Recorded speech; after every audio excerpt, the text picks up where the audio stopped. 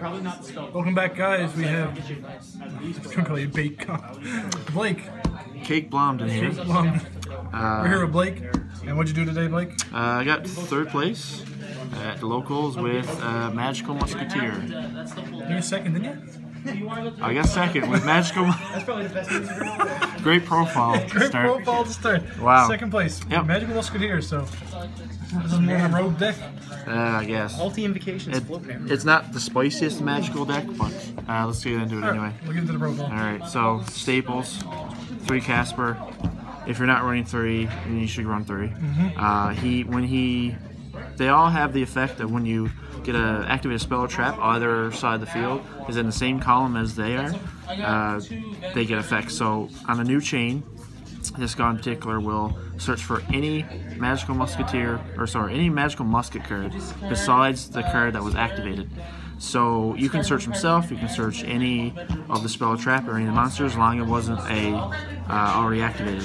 So yeah, you got to run 3 of him. He's the most expensive card in the deck, but he's level 3, and we'll get into the Ties of Brethren combo with that too. But yeah, definitely 3 of him. Another 3 of is the Starfire. When you activate a card in her column, she specials a monster from deck, Magical Musketeer. So she gets her combos going as well. She's like a mini little Ties of Brethren, I guess. But she's level 4, so Ties of Brethren doesn't work with her. That would be insane. But yeah, so you need 3 of her. 3 Kid Wild, Billy the Kid. He's your little Destiny draw engine. He's great. I first read him and I was like, oh, that's not too bad. Probably maybe run 1 or 2, but I run 3. You gotta run 3. He's level 3, so Ties of Brethren works on him with Casper.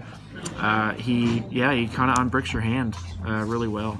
So if you activate a spell or trap in his column, you discard a Magical Musket card, any card, spell, trap, monster, draw 2 cards. Drawing cards is good. So 3 of him. 2 Doc. I was thinking of 3, but he's not really good first turn unless you really got a lot of spell and traps already activated and in the grave. He returns spell traps or monsters from the grave to the hand once you activate a spell trap in the same column. So he's good at 2, I find, and he's level 3. So you use Ties of Brethren on one of the level 3s, and you get at the other 2, obviously. Okay. And one Calamity. She's level 4, and I thought about her just for rank 4 plays with Starfire, because Starfire can bring her out and you can still overlay with her. Never really did it today. I did it once, but I was winning anyway, so she was kind of useless. If you draw her, she's pretty bad, unless you wait a couple turns and you have something engraved. But I'm thinking about taking her out. It wasn't really worth it to get the rank 4s, honestly, not today anyway. But I mean, making rank 4s like Utopia to get over Masterpiece and stuff like that is good, but I don't know, we'll see. Yeah, I might try getting rid of her. And ran out of monsters 3 Ash, because it's Ash. It's like $100 now, I think. It's crazy. It stops everything, so yeah. On to spells, 3 Cross. Domination. This is I guess kind of their last wind. So as long as, I forgot to mention that the monster effects have, and they all have an effect where you can activate their archetype spell and traps from your hand during either player's turn. So you can keep these in your hand during your opponent's turn and still activate them as if they're hand traps. So the deck runs like 20 hand traps. But anyway, this guy, he decreases a monster to 0 attack and defense and negates their effect. So it can be activated during damage step. It's a great card. If Masterpiece is affected by it, you can get over Masterpiece. Yeah, you got to run 3 of that for sure. Run 2 of the steady hands. I thought about 1, then I thought about 0. Then I realized as long as you have a musket out, you can just play it. You don't need your opponent to respond, or you don't need an opponent's card to activate this. So you can get your musket effects off. Free trigger. Yeah, first turn. So you can summon a monster, play that, search, or do whatever. So I find 2 was pretty good, and it came in clutch against Blue Eyes today. Doubled Kid Wild to 32 and got over some Blue Eyes. So nice. 2, I think 2 is a good number. So on to the non-musket cards. 3 Ties, obvious. I feel like this deck needs to run 3. You can try other builds without it, but I think this is the best turn 1 card you can draw with this deck. It just pluses so much, and I think I opened with this and Desires, and I plus like 5 cards or something stupid like that. So 3 Ties Brethren. It's been out a while. You guys know what it does, but you get out your 3 different level 3 Musketeers. You can get all their effects. So yeah, it's a bit of a hefty cost, especially if they ash you, but it's worth it if they don't have ash. 2 Desires, I mean, Pot of Greed. You can banish stuff you need, but hopefully you've done your searching first and then you play Desires. Just like Ties, you play this in the same column as a Musketeer and they get their effects. So yeah, it's Pot of Desires. Alright, on to the one else, Monster Reborn. My favorite spell ever has returned. I absolutely love this card. I'm so glad it's back. Reborn, I think, went against Blue Eyes, Reborn Blue Eyes twice with it during that match. It was so amazing. Monster Reborn and Ash to overlay to make a rank 3. God, I love that card. Anyway, Regeki, great card. 1 of, obviously. Triggers Musketeer effects as well. So, yeah, I don't run Dark Hole because you need your monster to stay on the field, but Regeki's perfect. Upstart, it's a +1. You draw your card and you trigger a Musketeer effect. Double Summon, only ran the 1 today. People run 2 sometimes. Just ran the 1. I didn't want to open 2 today. So play that, get an effect, and if your hand's kind of bricky, you can get another musket out from your hand. So I found 1 to be okay. Yeah. 1 Scapegoat. I didn't really go for much of an extra deck at first, and I didn't really want to go for Cherry's targets today, so I decided to put in some Link monsters. Help me beat one guy, Steve, round 1, sorry, and I end-phased Scapegoat. I only run the 1, but I made Topologic Bomber Dragon and attacked over Skull Dread. He had 2,500 left, so I won the game because of Scapegoat. On to traps. 3 of the Regeki Break. Destroys a face-up card, can be activated. If you have a musket out, they can be activated during either player's turn from your hand. It's crazy. Yeah, good against pendulums.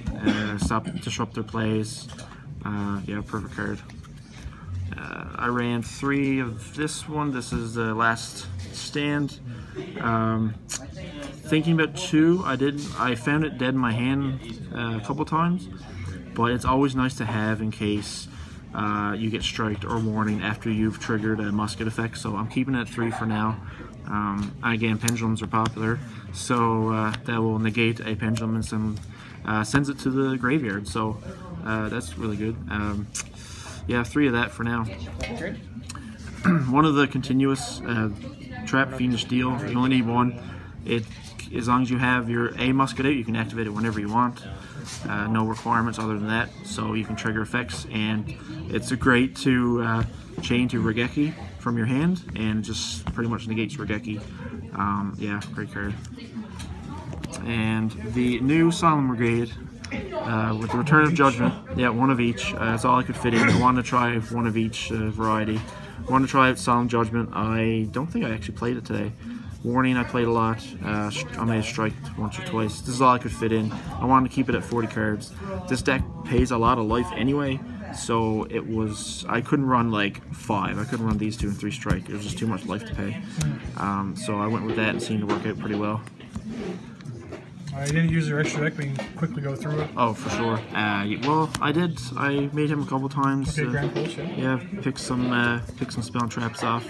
Triggered a Scapegoat, so I attacked over the Scapegoats. So yeah, a lot of rank 3s in here. This guy, Stone King, I made him once only just for a laugh. I didn't really need him today, but he was fun. He's 2 level 3 fiends, and he can kill any monster, which is great. But you usually use Breaksword for that anyway. Gotcha. Which I have here. Breaksword, great card. I used him the most today, just to, if I have the continuous trap out and I kind of want to get rid of it, I can get rid of it with him. Or if I have a second Desires I don't want to activate because I mill my deck out, you know, stuff that would get rid of one of my cards I don't need and pop a monster or a back row. So he's great, obviously. Nightmare Shark never came up. But yeah. The theory is there. Yes, in time he's good. I have to go and get over Masterpiece. Rank 4s, like I said, I didn't make a lot of rank 4s today. Just because I didn't really need it, but Abyss Dweller for Draco, I guess. I did make Baguska, and it was good against Blue Eyes. It's saved me a turn, so Baguska's great. Utopia package, obviously, never made it though. So that's it for Exceeds. Like I said, I ran 1 Scapegoat, so I got a Link Rebo, Link Spider, Mrs. Radiant. So you make Mrs. Radiant with 2 tokens, make them with the other topens, and then you make those to either Topologic or Borload. I didn't make Borload at all today, but Topologic, like I said, I attacked over as Skull Dread and it won me the game. And a really cool combo, or not combo, I guess the thing I noticed was if he's out and I summon a musket to an arrow he points to, he will trigger his effect destroy all main monster zone monsters. Then if I have the Fiendish Steel, I can chain that to protect my own monsters, my own muskets from his effect, which I tried to do against you, Jeff, but you cleverly Book of Moons my monsters, so I couldn't do it. But yeah, and the round out, one of the best cards ever made. Yeah, I didn't use it. Best card in the extra deck. Side 3 Droll for a True Draco, didn't go against it. For Trickstar, didn't go against it. I sided 1, I think, against, I don't even remember, but it actually didn't come up today. 3 Mind Crush. $3. I didn't go first a lot today, so I ended up not siding this in a lot. But whenever I did go first, I did side this in. A lot of searching this meta, obviously, so great card. 2 Anti-Spell. I don't have 3. Well, I have 3 now, but I didn't have 3 earlier today. 2 did sided in when I went first, never drew it, but it's Anti-Spell. Good against Pendulum, obviously. 2 evenly matched. Only had room for 2. Didn't draw it. Actually sided against you, Jeff, for Paleo. Didn't draw it, but yeah, Draco and Paleo are what these are for. 3 Magical Spring went against the Pendulum today. Drew 2 cards, discarded 1 card, and it was great. And he couldn't use his Pendulum effects to destroy his own stuff. Couldn't use that trap, that amazing Icarus attack, like trap, to get rid of my stuff. So yeah, that pretty much negated that trap for 2 turns, and I dug into my deck. So yeah, I think this might go up. I don't know. And rounded out 2 Cyclone. Again, this deck, I had these mained, but this deck plays a lot, or pays a lot of life. So I just put in the side against Paleo, True Draco, Pendulum, and yeah, saw it a couple times, but great card. Cool. Alright, I'm about to lose my voice. That's it? Anything you're gonna make a few changes to the deck eventually? I will. I might take out the, what's her face, Calamity. She didn't really help that much. But other than that, it's a fun deck that I think that I like the way it is right now. Might change the side up a bit. Probably should put some Kaijus on the side now I think about it. But good call. Good call, yeah. Yeah, but that's all I can think of right now. All right. Well, thank you very much. You're welcome.